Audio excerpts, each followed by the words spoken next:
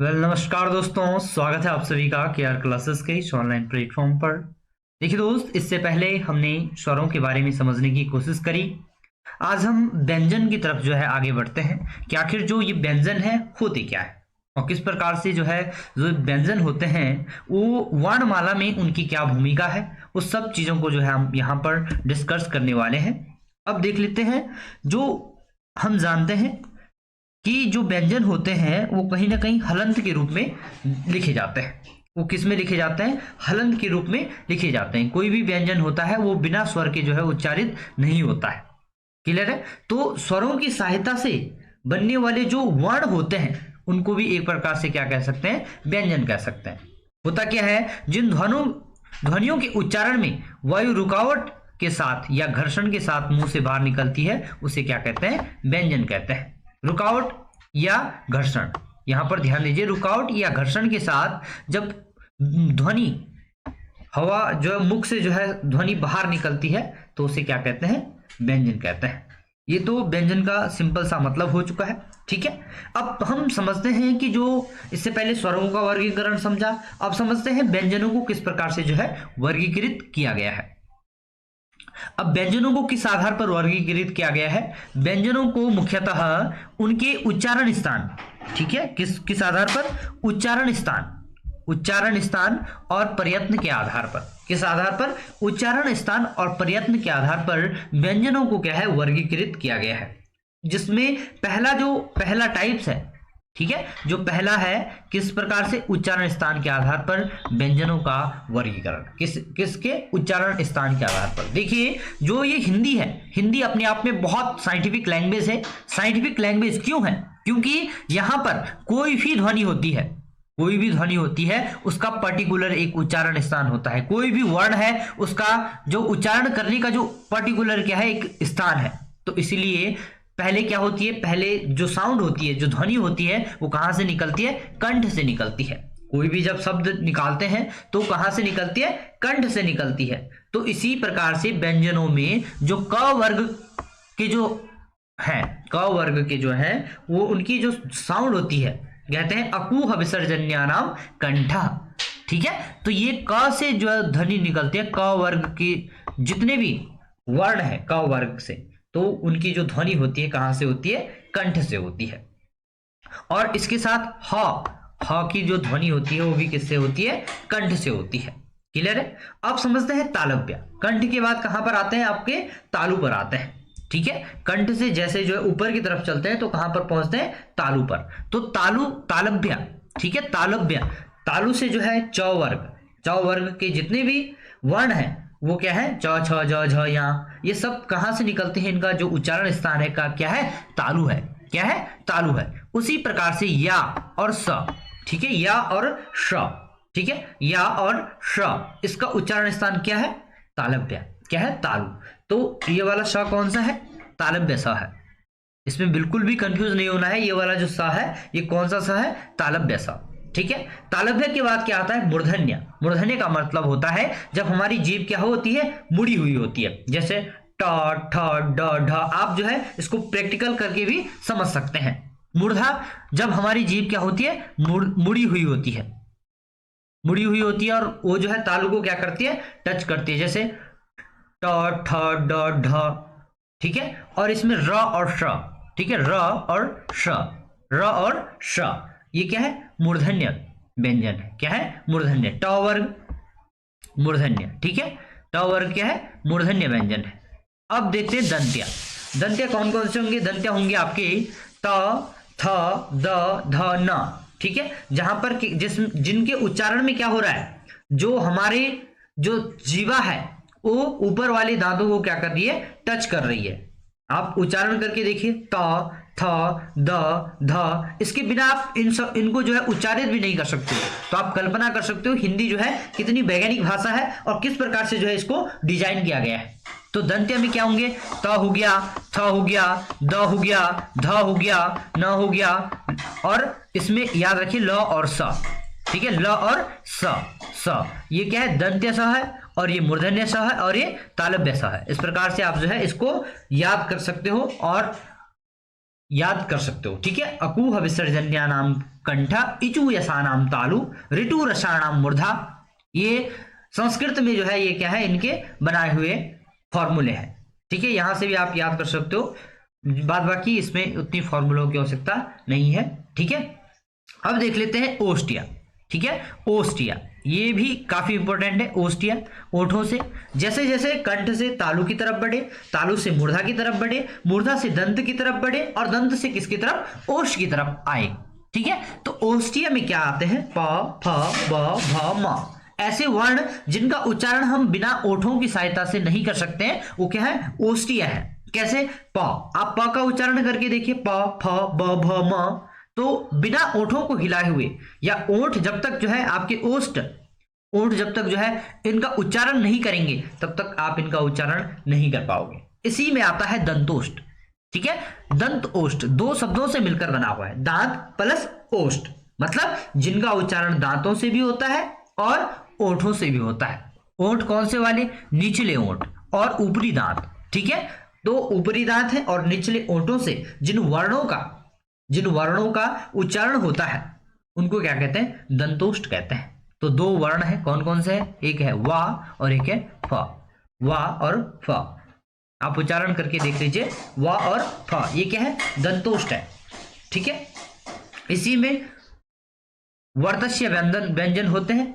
वर्तस्य व्यंजन क्या है, सरल जन।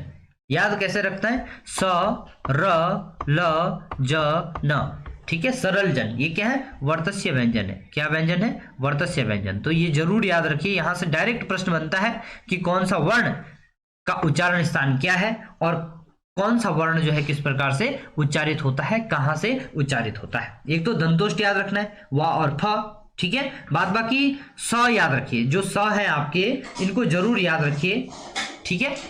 स, ह भी याद रखिए। ह क्या है, कंठ है, ये भी आपको कहीं ना कहीं क्या करेगा, कंफ्यूज करेगा, ठीक है। आई होप आपको ये चीज समझ में आ रही होगी। आगे बढ़ते हैं, ठीक है।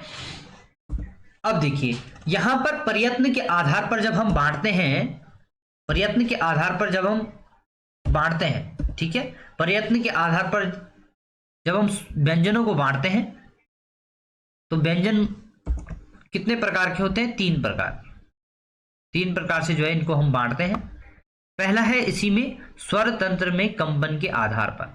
स्वर तंत्र में कंपन के आधार पर दो टाइप मेनली इनको बांटा जाता है। दो टाइप कौन कौन से हैं, पहला है आपका अघोष। क्या है, अघोष। पहला क्या है, अघोष है। पहला क्या है, अघोष। अघोष क्या होते हैं, जिन, जैसे शब्द से ही पता चल रहा है, अघोष मतलब स्वर तंत्रियों में कंपन नहीं हो रहा है। घोष का मतलब होता है जब कंपन जो है होता है, तो इसका मतलब ये है कि जब जिन ध्वनियों के उच्चारण में स्वर तंत्रियों में कंपन नहीं होता है, उसको क्या कहते हैं, अघोष वर्ण कहते हैं। अघोष क्या क्या होते हैं, प्रत्येक वर्ग का दूसरा, पहला और दूसरा, ठीक है। प्रत्येक वर्ग का पहला और दूसरा, और स, श और स, ठीक है। श, श और श, ठीक है। इस प्रकार से ध्यान रखिए, ठीक है। मूर्धन्य स, दंती स और तालव्य स, क्लियर है। तो जब हम बात करते हैं अघोष वर्ण की, तो इसमें प्रत्येक वर्ग का पहला और दूसरा, प्रत्येक वर्ग का मतलब क्या है, यहां पर जब क है, क और ख, ठीक है। प्रत्येक वर्ग के क्या है, पहले और दूसरे, क, ख, च, छ। इस प्रकार से जो है प्रत्येक वर्ग का पहला और दूसरा, पहला और दूसरा क्या होगा, अघोष होगा। पहला और दूसरा क्या होगा, अघोष होगा। दूसरा है सघोष या घोष, ठीक है। सघोष या घोष, जिन ध्वनियों के उच्चारण में स्वर तंत्रियों में कंपन होता है, उनको क्या कहते हैं, सघोष कहते हैं। अब देखिए अघोष में क्या आ गए, एक और दो, पहला और दूसरा, और इसी के बाद जो बचता है 345, तीसरा, पांचवा, चौथा और पांचवा, तीसरा और पांचवा, तीसरा, चौथा और पांचवा, ठीक है। प्रत्येक वर्ग का तीसरा, चौथा और पांचवा। और इसी के साथ याद रखना है या, र, ल, वा और ह, ये क्या है, आपके सघोष ध्वनियां है या सघोष वर्ण, क्लियर है। तीसरा, चौथा और पांचवा, तीसरा, चौथा, पांचवा कौन सा होगा, क, ख तो हो गया आपके अघोष, और ग, घ और ग, क, ग, घ और ग, ये क्या हो गए आपके सघोष हो गए। तो इस प्रकार से सघोष सघोष जो है आप याद कर सकते हो, समझ सकते हो। यहां से आप कंफ्यूज होंगे तो याद रखिए अघोष 12, अघोष 12, इस प्रकार से याद रखिए अघोष 12। और सघोष को याद रखने की आपको आवश्यकता नहीं है। सघोष में याद रखने की आवश्यकता क्यों नहीं है? क्योंकि यहां पर अगर आपको पता है पहला और दूसरा क्या है? अघोष है, तो 345 ऑटोमेटिकली क्या हो जाएगा आपका सघोष हो जाएगा। इसमें याद रखना है, ये आपको सघोष में अगर आप याद रखना चाहते हो तो क्या याद रखना है? या र ल वा और ह, या र ल वा और ह, ठीक है। और अघोष में क्या याद रखना है? स और श, ठीक है। उम्मीद है आपको ये वाला चीज भी क्लियर हो चुकी होगी। आगे बढ़ते हैं। आगे क्या है? स्वर, श्वास प्राण मात्रा के आधार पर, ठीक है। श्वास प्राण मात्रा के आधार पर पहला टाइप हमने देखा, ठीक है। अब दूसरे टाइप पे आते हैं, श्वास प्राण मात्रा के आधार पर, ठीक है। श्वास प्राण मात्रा के आधार पर कौन सा जो है श्वास प्राण, मतलब जो ध्वनि ज्यादा टाइम लेगी, ठीक है, उसको कहेंगे महाप्राण। और जो ध्वनि कम टाइम लेगी, मतलब श्वास की मात्रा जो है जिसमें अधिक होगी वो महाप्राण और जिसमें कम होगी वो अल्पप्राण। तो इसके क्या है? दो टाइप से जो है इसको हम बांट सकते हैं। कितने टाइप से? दो टाइप से। दो टाइप से कौन कौन से? सबसे पहला है अल्पप्राण। सबसे पहला क्या है? अल्पप्राण। क्लियर है? सबसे पहला टाइप है अल्पप्राण। अल्पप्राण क्या क्या है? जिन ध्वनियों के उच्चारण में श्वास की मात्रा कम होती है, ठीक है, या श्वास की मात्रा जो है कम लगती है, उसे क्या कहते हैं? अल्पप्राण कहते हैं। इसका प्रत्येक वर्ग क्या होगा? पहला, तीसरा और पांचवा। पहला, तीसरा और पांचवा। देखिए पहला क हो गया, क अल्पप्राण है। तीसरा क्या हो गया? ग हो गया, क ख ग, ग क्या है? अल्पप्राण है। क ख ग और ग पांचवा हो गया, ठीक है, ग। तो ये क्या है? अल्पप्राण। तो कौन कौन सा? क ग और ग, क ग और ग 135। और या र ल वा, ये क्या है? अल्पप्राण।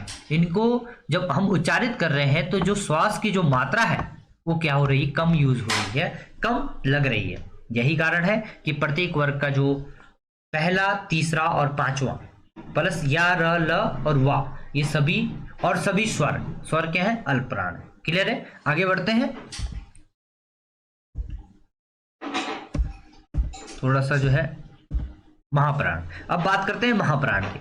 जिन ध्वनियों के उच्चारण में, ठीक है, ये तो बात हो गई अल्पप्राण की। अब बात करते हैं महाप्राण की। महाप्राण क्या होता है? जिन ध्वनियों के उच्चारण में श्वास की मात्रा अधिक होती है उसे क्या कहते हैं? महाप्राण कहते हैं। जैसे प्रत्येक वर्ग का क्या है? 24। अब यहां पर ध्यान रखना, आप अघोष और सघोष में कंफ्यूज होंगे। अघोष में याद रखना 12, अघोष, वहां पर अघोष याद रखना और यहां पर महाप्राण याद रखना। महाप्राण में क्या है? 24। तो 12 दूना 24, पर याद रखना 12 क्या है? अघोष है और महाप्राण क्या है? 24। 24 का मतलब है प्रत्येक वर्ग का दूसरा और चौथा, प्रत्येक वर्ग का दूसरा और चौथा जो छूट गया है। क के बाद क्या आएगा? ख आएगा, ठीक है, क ख। और ग के बाद क्या आएगा? घ, क ख ग घ, ठीक है। तो ख और घ क्या हो गए? अपने आप में महाप्राण हो गए, ख और घ। वैसे ही च क्या हो गया? अल्पप्राण। छ क्या हो गया? महाप्राण। ज क्या हो गया? अल्पप्राण, ठीक है। और झ क्या हो गया? महाप्राण, ठीक है। यहां क्या हो गया? अल्पप्राण हो गया। क्लियर है? तो इस प्रकार से हम जो है अल्पप्राण और महाप्राण को समझ सकते हैं। क्लियर है? स, श और ह, श, श और ह, ये क्या है? महाप्राण है। तो ह आपको कंफ्यूज कर सकता है, वहां पर ह क्या है?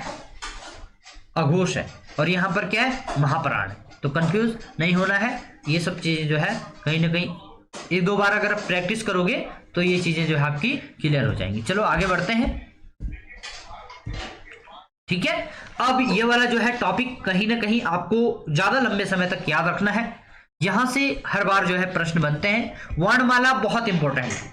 वर्णमाला क्यों इंपॉर्टेंट है? क्योंकि कहीं ना कहीं जो है यहां से प्रश्न बनने की जो संभावना है वो अधिक दिखने को मिलती है, ठीक है।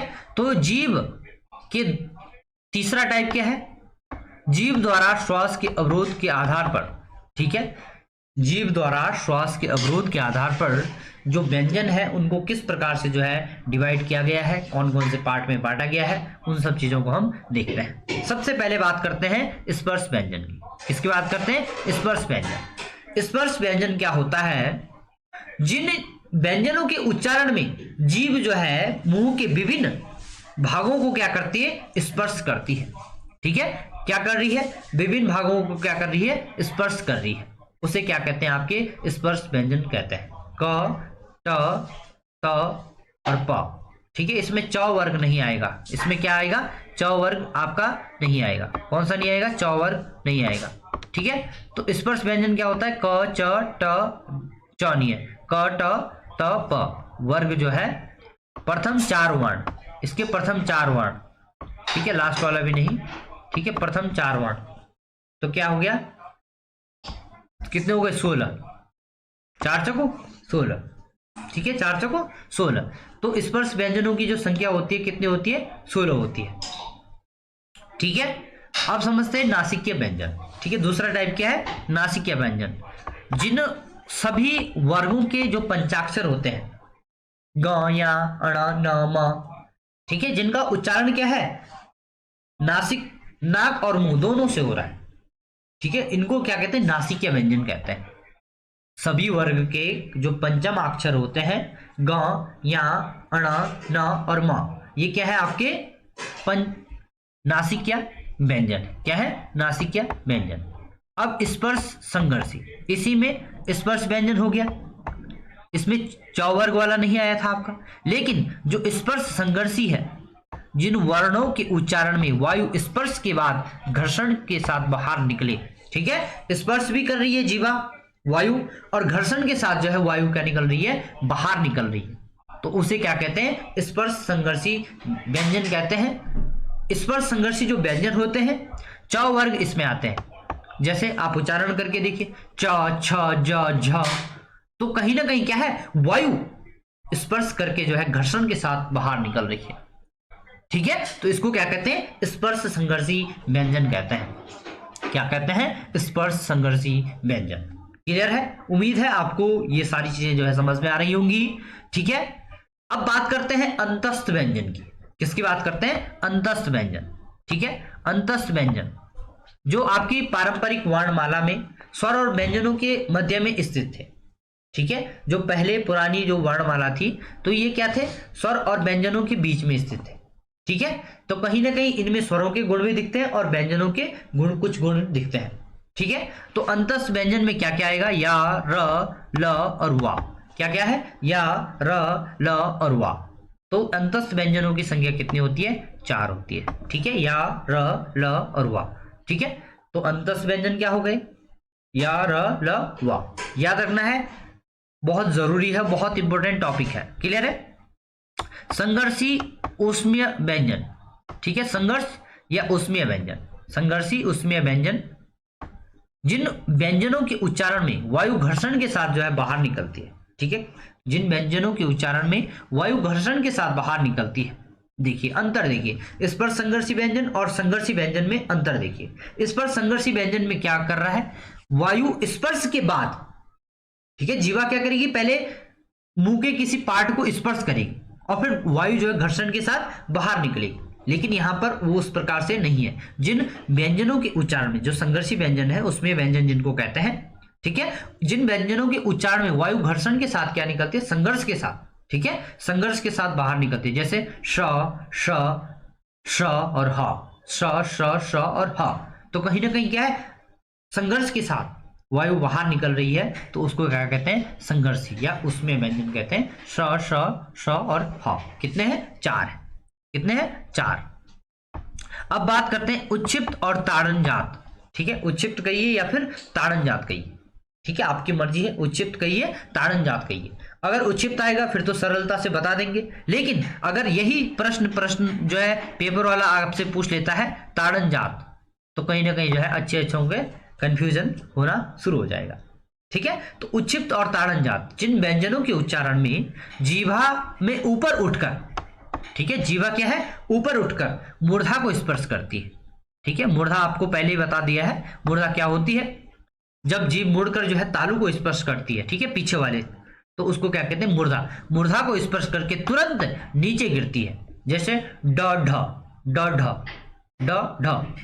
तो इसको जब उच्चारित करते हैं, इस प्रकार की ध्वनि को जब हम उच्चारित करते हैं ड ढ, तो कहीं ना कहीं ये क्या है, जीभा ऊपर उठकर मूर्धा को स्पर्श करके जो है तुरंत नीचे गिरती है। उसको क्या कहते हैं, उच्छिप्त या ताड़न जात कहते हैं। ड और ढ कितने हैं, ड और ढ कितने हैं, दो। दो आपके क्या है,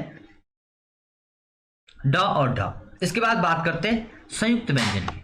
संयुक्त व्यंजन, संयुक्त व्यंजन इन सबसे आप परिचित हैं। संयुक्त व्यंजन अक्ष, ये पहले ही जो है बता दिया है। अक्ष क और स, क और स के मेल से क्या बनता है, अक्ष बनता है। त्र, त और र के मेल से त्र बनता है। ज्ञा, ज्ञा ज और या, ठीक है, ज और या के मेल से क्या बनता है, ज्ञा। और इसको क्या है, ज्या, ज्या भी पढ़ते हैं। लेकिन हिंदी में जब हम हिंदी पढ़ते हैं, संस्कृत में इसका उच्चारण क्या होता है, ज्या होता है, ज और या, ज्या।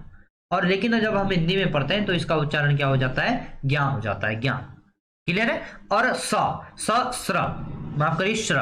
श्र कैसे बनता है, स और र से बनता है। श्र कैसे बनता है, स और र से बनता है। उम्मीद है आपको ये सेशन समझ में आ रहा होगा, पसंद भी आ रहा होगा। अगर पसंद आता है तो आगे जो है अपने दोस्तों को आप फॉरवर्ड करते रहिए। और इससे भी अब हमारा जो है कहीं ना कहीं और बेहतरीन तरीके से आपको बताने की कोशिश की जाएगी। शायद कुछ दिन में हिस्ट्री, जीएस के जो है कुछ भी जीएस के बैच जो है आपके सामने आने शुरू हो जाएंगे धीरे धीरे। थोड़ा ग्रो अप करने में थोड़ा टाइम लग रहा है, तो आप जो है अगर आप वीडियो पसंद आती है तो अपने दोस्तों को भी जरूर बताएं। काम की चीज है, कहीं ना कहीं जो है काम आ ही जाएगी, ठीक है। और हिंदी तो हमारी मातृभाषा है, ठीक है। दुनिया धोखा दे सकती है, लेकिन जो मातृभाषा होती है वो कभी जो है धोखा नहीं देती है। क्लियर है। अब इसी में एक होता है व्यंजन गुच्छ। क्या होता है, व्यंजन गुच्छ, ठीक है, लास्ट टॉपिक है आज का। एक होता है व्यंजन गुच्छ। व्यंजन गुच्छ क्या होता है, व्यंजन गुच्छ होता है जब दो या दो से अधिक व्यंजन एक साथ एक श्वास के झटके में बोले जाते हैं तो उन्हें क्या कहते हैं, व्यंजन गुच्छ कहते हैं, ठीक है। जब क्या होता है, दो या दो से अधिक व्यंजन एक साथ एक श्वास के झटके में बोले जाते हैं तो उन्हें क्या कहते हैं, व्यंजन गुच्छ कहते हैं। जब दो या दो से अधिक व्यंजन एक साथ एक श्वास के झटके में बोले जाते हैं तो उन्हें क्या कहते हैं, व्यंजन गुच्छ कहते हैं। जैसे प्यास, ठीक है, प्यास। तो प और या दो शब्दों से, दो जो है इसमें मिले हुए हैं, दो वर्ण मिले हुए हैं, प्यास, ठीक है, दो वर्ण मिले हुए प और या। लेकिन उच्चारण जब हो रहा है तो एक ही मात्रा लग रही श्वास की। कैसे, प्यास, गुच्छ, गुच्छ, च और छ, गुच्छ। उज्ज्वल, उज्ज्वल, ठीक है, इस प्रकार से उज्ज्वल सही लिखा जाता है। वर्तस्य, ठीक है। तो इस प्रकार से जब व्यंजन गुच्छ होते हैं, व्यंजन दो या दो से अधिक व्यंजन जब एक साथ एक श्वास में एक झटके के साथ बोले जाते हैं तो उसे क्या कहते हैं, व्यंजन गुच्छ। इसके उदाहरण मैंने आपको बता दिए, प्यास हो गया, गुच्छ हो गया और उज्ज्वल और वर्तस्य। इसी में होता है एक टाइप्स होता है द्वित्व व्यंजन, ठीक है। जैसे कि शब्द से ही पता चल रहा है, द्वित्व व्यंजन। द्वित्व व्यंजन जब कोई व्यंजन अपने समरूप व्यंजन से, द्वित्व, ठीक है, दो बार एक ही व्यंजन, ठीक है। जब कोई व्यंजन जो है अपने समरूप व्यंजन से या स्वतः से मिलता है तो द्वित्व व्यंजन का निर्माण करता है। उदाहरण क्या है, जैसे बच्चा हो गया, उल्लंघन हो गया, दिल्ली हो गया और मक्का हो गया। देखिए आप यहां पर देख सकते हैं द्वित्व व्यंजन है। क्या है, द्वित्व व्यंजन। द्वित्व व्यंजन कैसे है, जो व्यंजन है वो कहीं ना कहीं अपने समरूप व्यंजन से ही क्या है, मिल रहा है, मैच कर रहा है। तो ये बात हो गई आपकी किसकी, द्वित्व व्यंजन की। व्यंजन गुच्छ हो गया, द्वित्व व्यंजन हो गया, क्लियर है। इसी में एक आता है बलाघात। क्या आता है, बलाघात। अब बलाघात क्या होता है, बलाघात होता है जब किसी शब्द के उच्चारण में अक्षर पर तथा वाक्य के उच्चारण में किसी शब्द की अपेक्षा अधिक बल लगता है तो उसे क्या कहते हैं, बलाघात कहते हैं, ठीक है। जब क्या है, शब्द बलाघात किस पर भी हो सकता है, शब्द पर भी हो सकता है, ठीक है। शब्द के उच्चारण में जो अक्षर होता है उसके उच्चारण में जब किसी शब्द में जो है अधिक बल लगता है तो उसे क्या कहते हैं, बलाघात कहते हैं। जैसे घर, घर, तो घर, घर में क्या है, जो घ है इसमें जो है कहीं ना कहीं बलाघात लग रहा है। मकान, तो का पे जो है बलाघात लग रहा है। क्लियर है? तो ये थी बात बलाघात। और इसके बाद आता है आपका अनुतान। ठीक है, अनुतान क्या होता है, किसी वाक्य का जब हम उच्चारण करते हैं उसमें जो उतार चढ़ाव होता है, ठीक है, उतार चढ़ाव होता है, उसको क्या कहते हैं, अनुतान कहते हैं। इससे क्या है, वाक्य का अर्थ में भी कहीं ना कहीं जो है परिवर्तन आ जाता है। जैसे वह मकान अच्छा है, वह मकान अच्छा है, तो ये क्या हो गया, सामान्य शब्द हो गया। वह मकान अच्छा है, वह मकान अच्छा है, तो कहीं ना कहीं आप जो है समझ सकते हो, वह मकान अच्छा है, ये क्या है, विस्मयदिबोधक, विस्मय उत्पन्न कर रहा है। ठीक है, कहीं ना कहीं विस्मयदिबोधक यहाँ पर देख रहे हो आप साइन, तो ये क्या है, विस्मय पैदा कर रहा है। वह मकान अच्छा है, तो कहीं ना कहीं विस्मय, अच्छा है कि नहीं है। ठीक है, तो विस्मयदिबोधक की तरफ क्या है, बता रहा है। तो अनुतान, उच्चारण में जब हमने उतार चढ़ाव किया तो उससे क्या, वो जो वाक्य का जो अर्थ है वो कहीं ना कहीं जो है परिवर्तित हो गया। अब इसी में आप प्रश्नवाचक बना सकते हो, वह मकान अच्छा है, वह मकान अच्छा है, तो कहीं ना कहीं प्रश्नवाचक, वो क्या है, प्रश्न पूछने के इसमें है। बाद बाकी अनुतान और बलाघात कहीं ना कहीं बड़े टॉपिक हैं, और आपके लिए जितना इंपॉर्टेंट है उतना ही बताया जाएगा। और जुड़ने के लिए बहुत बहुत आभार, आपका बहुत बहुत धन्यवाद। अगर हमारी वीडियो आपको पसंद आती है तो लाइक करें, शेयर करें, सब्सक्राइब करें KR क्लासेस को। जुड़ने के लिए बहुत बहुत आभार।